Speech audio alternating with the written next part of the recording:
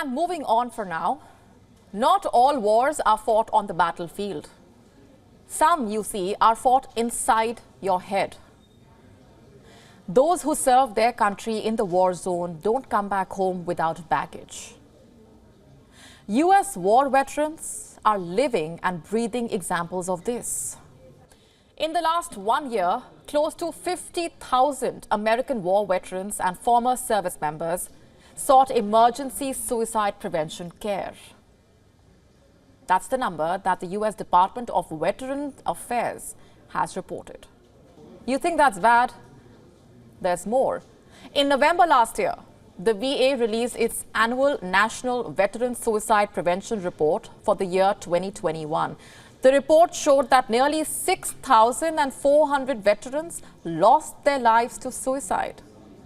In the year 2020, the figure stood at just 114.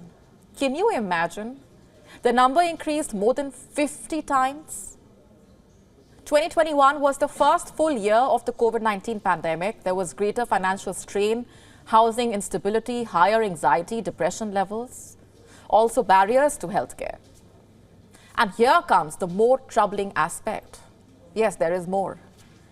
That same year, there was also an increase in firearm availability, and 72% of veteran suicides involved firearms.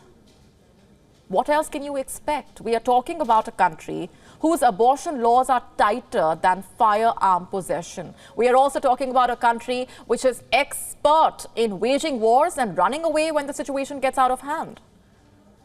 We, of course, don't intend to be insensitive towards the veterans. Far from it. If anything, the veterans are the victims of America's actions.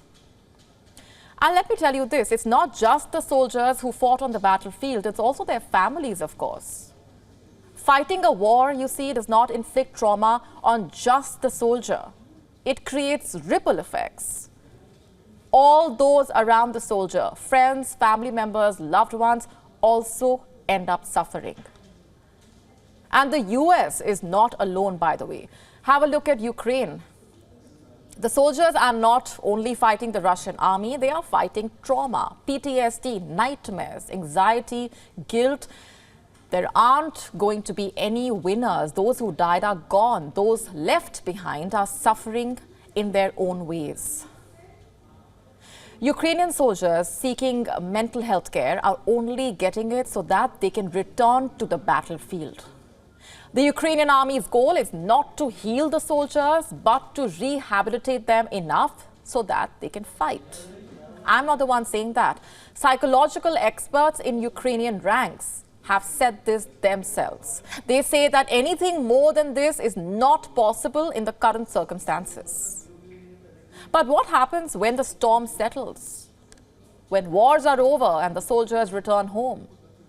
Of course, they will not be the same as they left. There will be sleepless nights, nightmares, flashbacks of the war zone, PTSD. They may even struggle in fostering close relationships. And the US has been a part of many wars.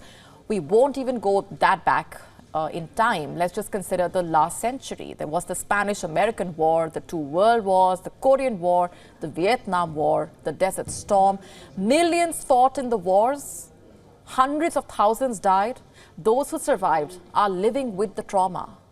What happens to them? There is no denying that the US is trying to help them. It has a few policies in place, of course, to provide emergency mental health care. But is that enough is the question. Isn't prevention better than cure? WION now available in your country. Download the app now. Get all the updates on the move.